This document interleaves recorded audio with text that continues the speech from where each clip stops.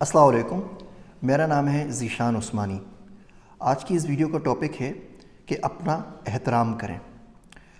ہم لوگ اور ہماری جو نئی نسل ہے وہ اپنا احترام کرنا نہیں جانتی، اور یاد رکھیے اگر آپ اپنا خود کا احترام نہیں کریں گے تو دنیا بھی آپ کا احترام نہیں کرے گی۔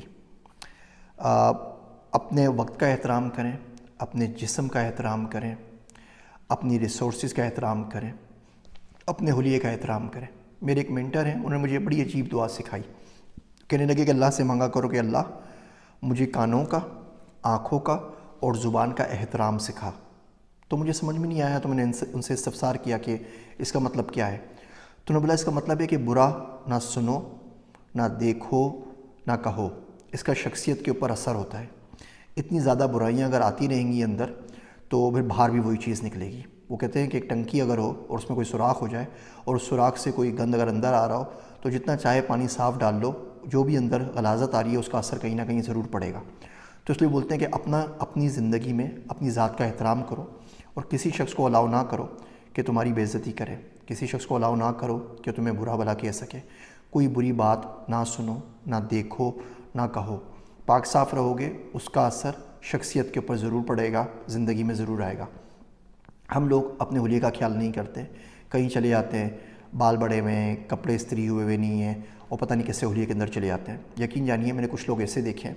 میں جب جے کے میں پڑھاتا تھا ٹوپی کے اندر، تو ایک ڈرائیور آتا تھا میرے پاس جو میں اسلام آباد لے کے آتا تھا، تو رینٹا کار پہ ہوتا تھا، اس کا نام سردار تھا۔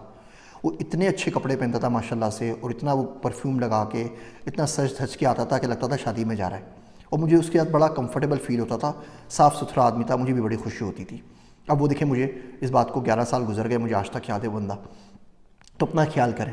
ہم میں سے بہت سے بچے کسی سے کچھ سیکھنے کے لیے جاتے ہیں، پڑھنے کے لیے جاتے ہیں، نہ ان کے پاس پین ہوتا ہے، نہ ان کے پاس کوئی کاغذ ہوتا ہے کہ کوئی اچھی بات بتائیں تو وہ لکھ سکیں، تو اپنا ٹائم کا، وقت کا نقصان کر رہے ہیں، ادھر ادھر کھیلنے میں گزار دیتے ہیں، سوشل میڈیا کے اوپر، فلموں کے اوپر، کسی اور چیز کے اوپر۔ تو پھر اس کا ہوتا ہے یہ چھوٹے چھوٹے جو منٹس ہوتے ہیں یہ لیک ہوتے رہتے ہیں آپ کی زندگی سے، اور جو امپیکٹ آپ کریٹ کرنا چاہتے ہیں، جو نتائج میں برکت آنی چاہیے وہ نہیں آتی۔ اسی طریقے سے اپنے وقت کا احترام کریں۔ اگر آپ کو اپنے وقت کا احترام نہیں ہے تو دنیا میں کوئی شخص آپ کے وقت کا بھی احترام نہیں کرے گا۔ اگر آپ اپنا احترام خود نہیں کرتے تو دنیا میں کس کو کیا پڑی ہے کہ وہ آپ کا احترام کرتا رہے۔ آپ جس کو ٹائم پر دیں، ٹائم پر پہنچ جائیں۔ نہیں جا سکتے اس کو بتا دیجیے کہ آپ ٹائم پر نہیں آ سکتے، اس کو ریسکیجول کر لیجیے۔ نہ خود خوار ہوں، نہ اس کو خوار کریں۔ اسی طریقے سے اپنی زبان کا احترام کریں۔ دنیا والے جو چاہے بولتے رہیں، مغلظات بکتے رہیں، اسٹریٹ لینگویج یوز کرتے رہیں، اگر آپ غلط لینگویج استعمال کر رہے ہیں تو آپ کسی کو خوش کر رہے ہیں یا نہیں کر رہے، آپ اپنی ذات کا نقصان کر رہے ہیں، آپ اپنا احترام کرنا بھول گئے۔ اگر آپ فاؤل لینگویج یوز کریں گے تو سامنے والے کو بھی الاؤ کریں گے کہ وہ بھی آپ کے ساتھ فاؤل لینگویج کا استعمال کر سکے۔ اسی طریقے سے صرف اچھا سنیں اور برا سننا بند کر دیجیے۔ کبھی کبھی ہم کوئی برا جملہ سن لیتے ہیں، وہ بڑی دیر تک ہمارے ذہن میں رہتا ہے۔